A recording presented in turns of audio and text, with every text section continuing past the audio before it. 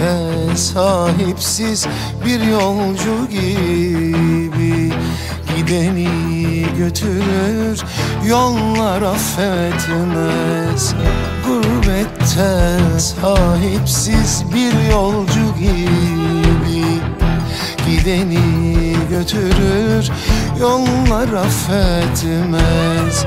Takvimden dökülen bir yaprak gibi, düşeni götürür yıllar affetmez. Takvimden dökülen bir yaprak gibi, düşeni götürür yıllar affetmez.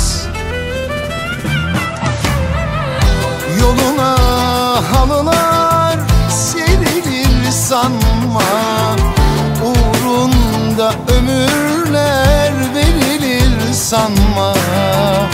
Değerin kıymetin bilinir sanma, düşeni götürür kullar affetmez.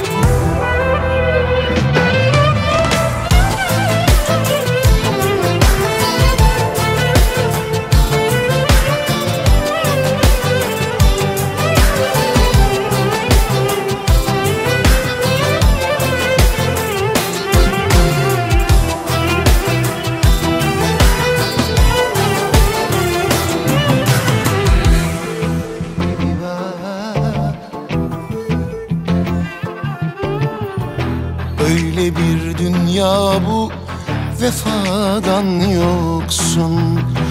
İsterse kainat servetin olsun.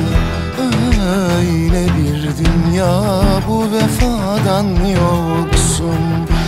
İsterse kainat servetin olsun. Düştüğün yerlerde sen artık yoksun. Düşeni götürür yollar affetmez. Düştüğün yerlerde sen artık yoksun.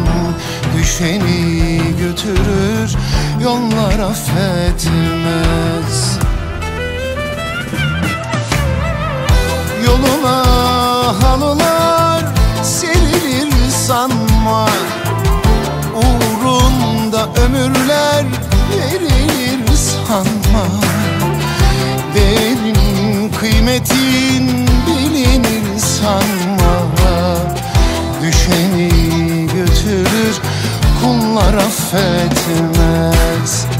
Yoluna halılar serilir sanma, uğrunda ömürler verilir sanma.